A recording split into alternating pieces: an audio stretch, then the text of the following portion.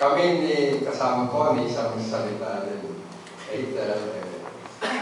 Natutuwa na nandito kami sa Pilipinas ngayon para i-konsulta si Atty. Romeo Capulo, Chief Legal Counsel ng NDFP, at saka yung iba pang consultants, at kayo rin, mga peace advocates.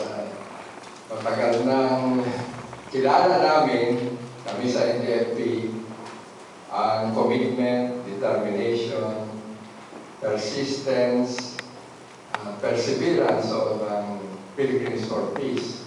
Through Skype before, pero a few days ago, nagkaroon din sa NCCP na Forum ng Philippines for Peace. So, we are happy to have this kind of forum at saka sharing, and we hope together we can together help solve problems and overcome obstacles so that the peace negotiations can be continued to address the roots of our conflict, to respond to the deepest aspirations of the Filipino people, the peasants, workers, women, youth, the urban poor, the indigenous peoples, including, of course, the Bangsamoro people.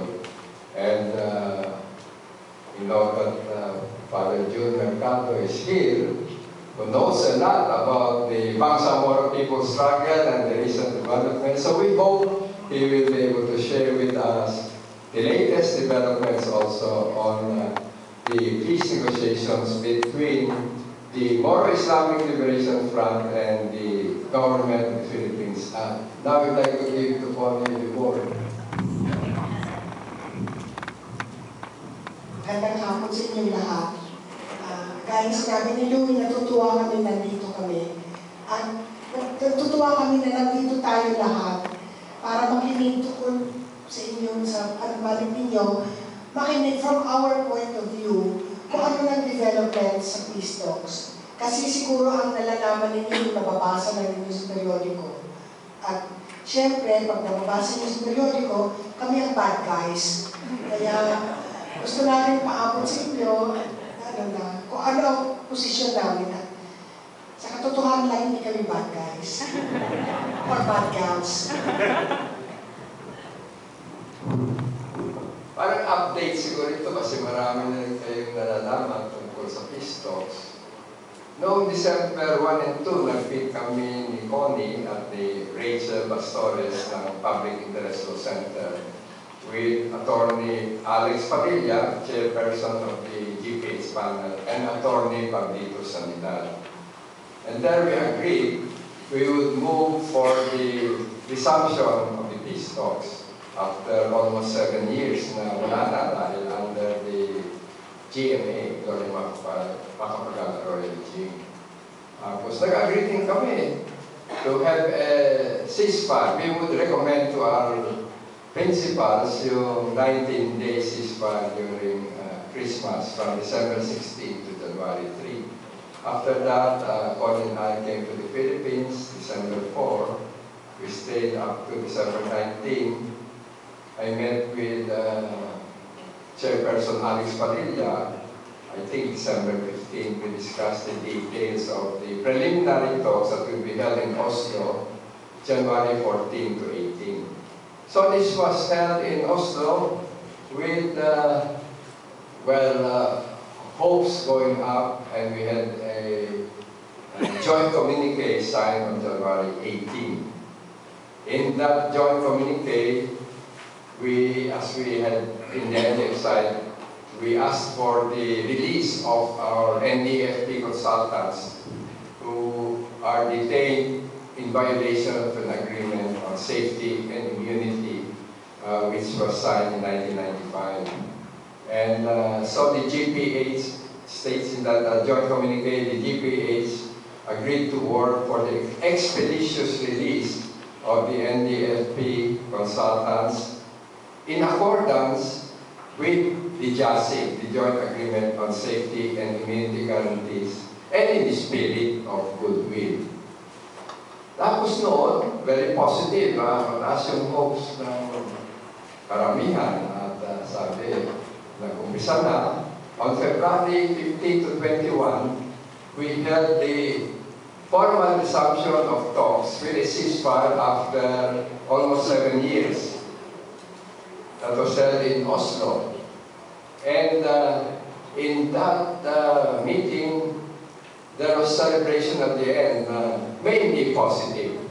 I say mainly positive kasi meron din somewhat important negative din.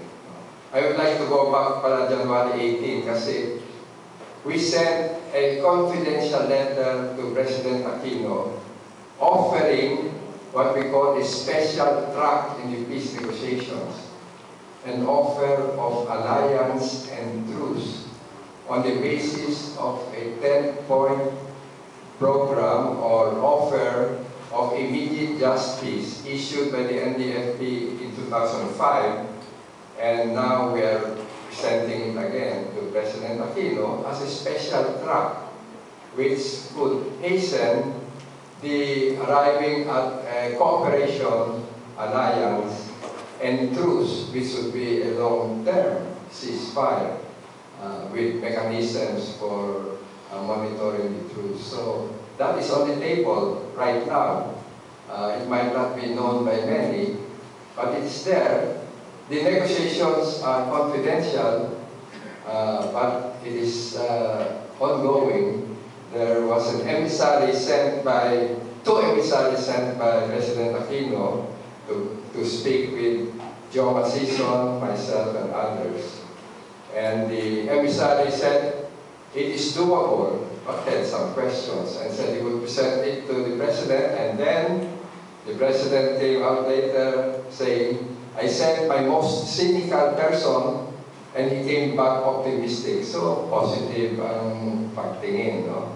Eh, yan, that's one track. Yung regular track naman ay yung going observance of JASIC, Karil, the agreement signed in 1998 and approved by the principals, and of course, affirmation of the Hague Joint Declaration. So positive yung February 15 to 21. May negative. Inaresto was yung NDFP consultant Alan Hasmines a few hours before the talks started on February 14. So there we said he is a valued NDFP consultant. He has the protection of the JASIC and he should be released on one point. Another point I would like to mention right now, because it will develop later, is that on our proposal to have a joint reaffirmation of the Hague Joint Declaration and the 11 other bilateral peace agreements, the GPA side said, no, not a joint affirmation or reaffirmation. They would make their own affirmation, but with qualifications. The qualifications included attacking actually the Hague Joint Declaration, saying it has been or it is a document of perpetual division between the parties. You see, this Hague Joint Declaration has been the framework and foundation of the peace talks. It gave the 4 points in the substantive agenda: human rights, and international humanitarian law, social and economic reforms, political and constitutional reforms, and the fourth and lastly, end of hostilities and disposition of forces. This very short agreement also states that the talks must be held according to mutually acceptable principles of national sovereignty, social justice, and democracy. It has this very important provision of non-surrender, no capitulation, no imposition of the GRP Constitution or of the NDFP Constitution or the judicial and legal system of the other. But we could not agree right away on the formulation because we said no surrender. No, they did not want, let's look for another formulation.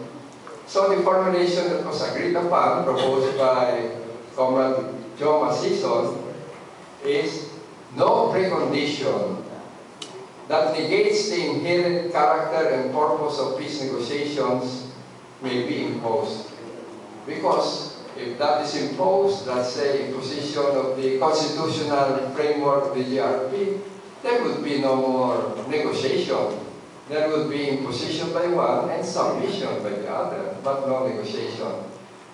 If you look at the records of my speech as the representative of the NDFP and that of Congressman Yap as the emissary of Fidel Ramos, you will see the difference and why this formulation really means no capitulation, no surrender. Anyway, it was a very important document because it allowed the peace negotiations to go on and address the agreement on human rights and international humanitarian law and further for social and economic reform. But this was attacked for the first time in written form by the GPH in the February 15 to 21 talks. So after that, generally optimistic and successful peace talks, February 15 to 21, the schedule was to have talks on social and economic reforms and political and constitutional reforms in June, also in Oslo.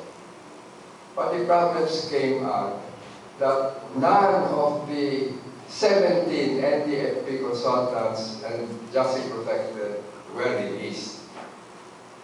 Fidel Kawili, vice chair of the panel and spokesperson of the panel, came to the Philippines in May, trying to find a way to get the releases and move the talks forward.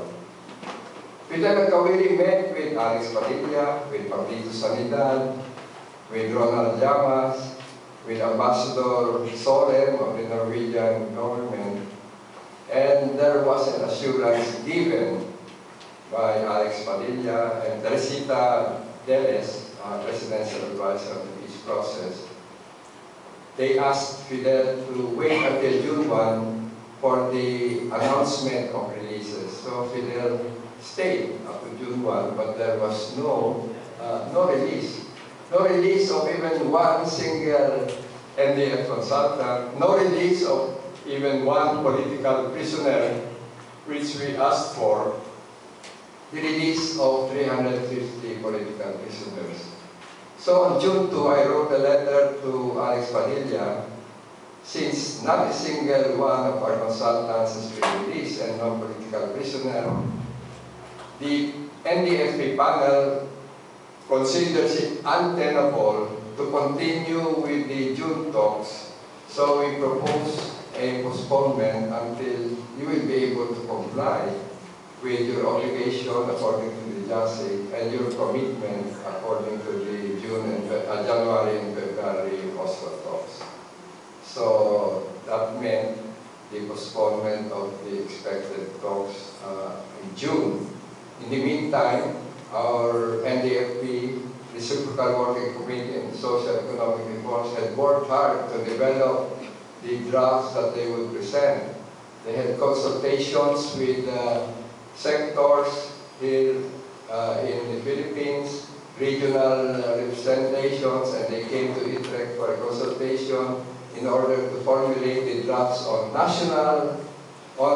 land reform and national industrialization, which will be the next topic for the social and economic reforms meeting.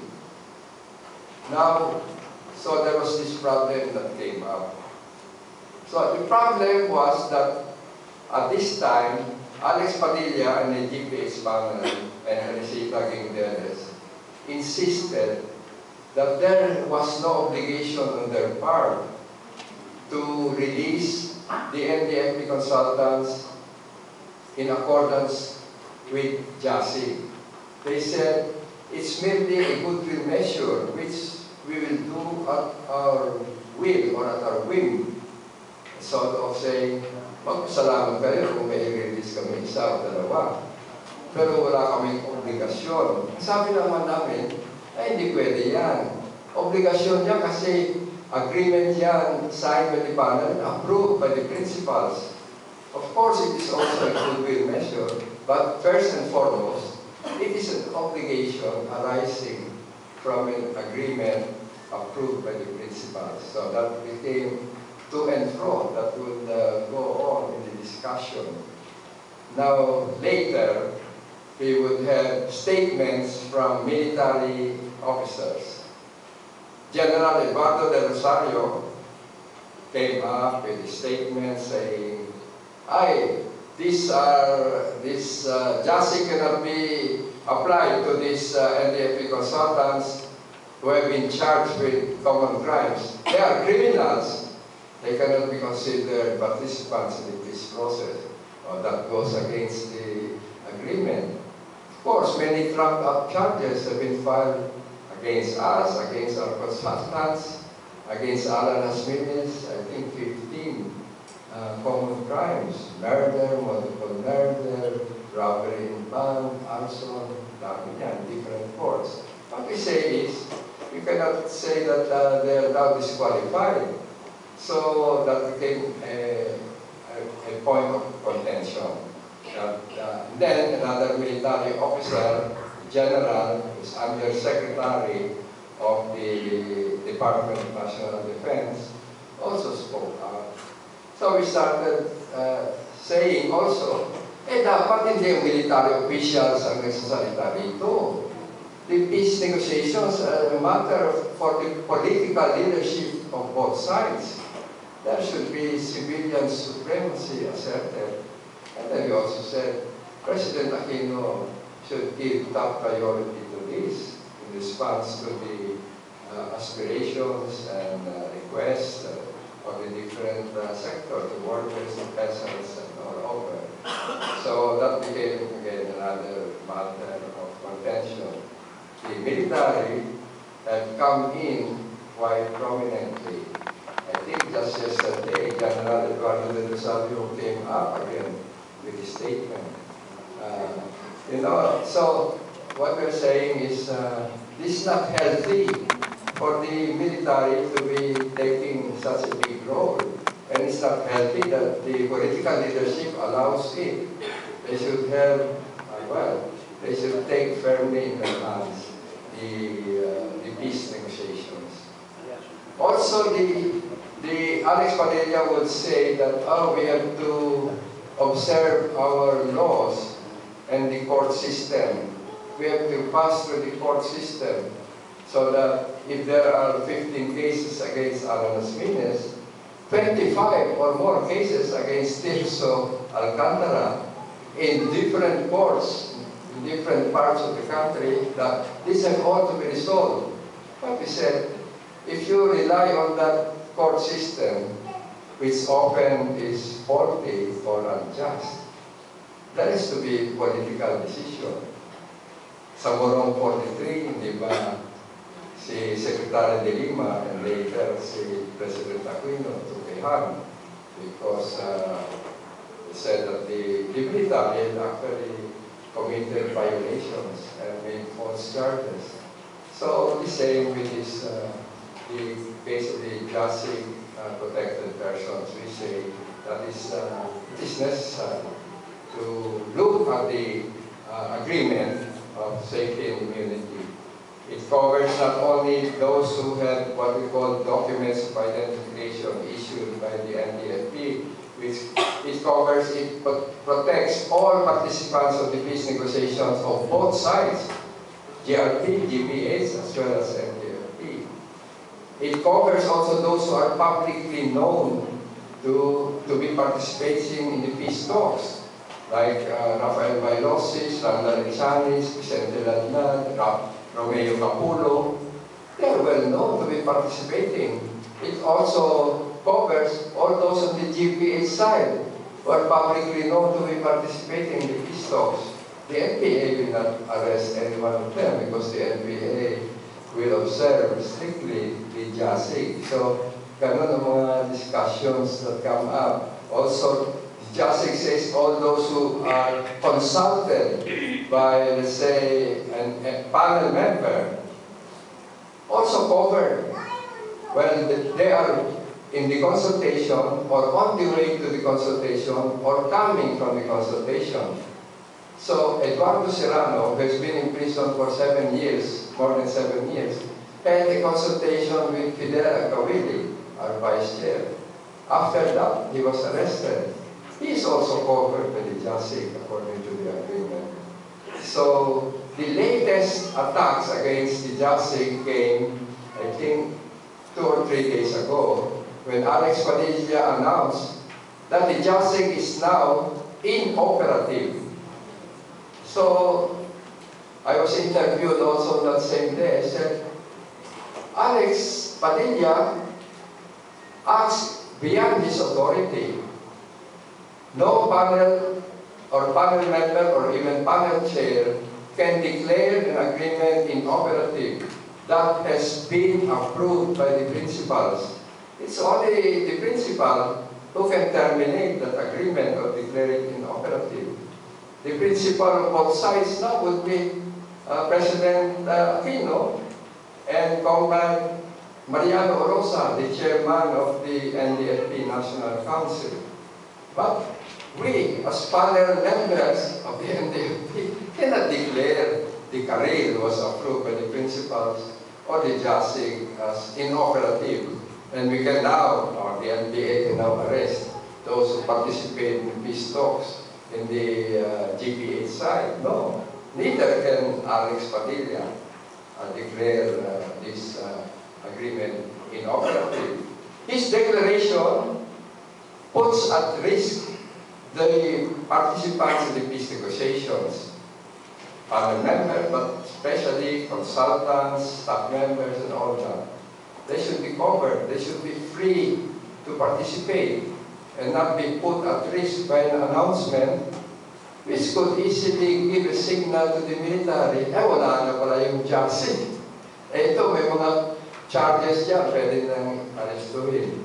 So these are among the big points. That means we think that attacking the Hague Joint Declaration and attacking the JASIC or undermining it is a move that could mean destroying or scattering the peace negotiations, because the framework and the basic agreement to protect all participants is being attacked. So what confidence will there be to have an agreement on social and economic reforms? What confidence is there if the palabra de honor, the word of honor, is not complied with? So, ganun ang one. Instead, you see on August 6, Fidel at Kawili coming again to try to push the talks, had a meeting with Alex Padilla. And Alex told him, once the talks are set for September, sigurado na yung releases. So Fidel was very happy. But before he wrote me, he called up Alex again.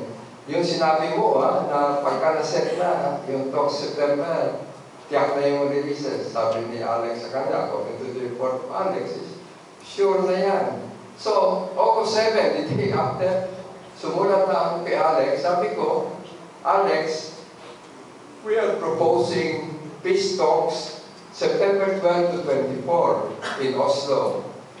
The bigger part or the major part of the talks will be on social and economic reforms. Then we shall have 2.5 or 3 days on political and constitutional reforms, and we shall also have panel meetings on various issues like JASIC. So he answered me, Dear Louis, I received your letter which, to say the least, is very promising. And we will have a meeting of the panel 2 days from now, and I will get back to you. So I also sent a copy of this exchange to the Norwegian facilitator, Ambassador Turelund. Parang very optimistic na yung man. And yet, no answer came the following days, and then came the repeated attacks. President Aquino attacked the NDF for lack of sincerity. La Sierra, the spokesperson, attacked the NDF. Lack of sincerity, just wants to have the release of detained comrades. Alex Aquino came out with a statement also saying that JASIC is not an obligation, it's just a measure of goodwill. You can do it at our whim. Then, attacking the offer of Truce and Alliance, Alex said that offer is not acceptable to the GBH. It means capitulation of the government to the NDFP. But if you read the text, it's not capitulation of one or the other. It is offering alliance, cooperation, and truce. So we thought this is distorting the reality. And then the latest was declaring the JASIC as inoperative. So I've been asked, what are we doing? So we say, well, we still have the aspirations of so many people, peace advocates. We think it is worthwhile trying to get the peace negotiations going on. But we see now the dark clouds and the obstacles and problems. Although we said our attitude is if there's a problem, we should resolve it. If there's an obstacle, we should overcome it. Anyway, the Norwegian facilitator wrote, he's coming September 5, 6, and 7. And he set a meeting with us September 5 and 6 to discuss what could be done. We have also stated if it's no longer possible to hold the talk September 12 because the Norwegians also want time to prepare the hotels, the visas, and everything. Well, if it cannot be done in September, it could still be done in October. There are others who are afraid of December because it's very, very cold in Norway during that time. Last time in February it was minus 20 degrees and some got sick with pneumonia because of the extreme cold. So anyway, I think I put it up to that point to give you an idea of the latest developments. Connie will give you also some idea on the Joint Monitoring Committee and what are the developments there. The Joint Monitoring Committee is also essential because it has the task of monitoring the agreement on human rights and international humanitarian law. So I'll stay up to there maybe with all the questions and comments later. We'll have an exchange that will be giving more light of what is the situation and what possibilities are there for us and for peace advocates like you to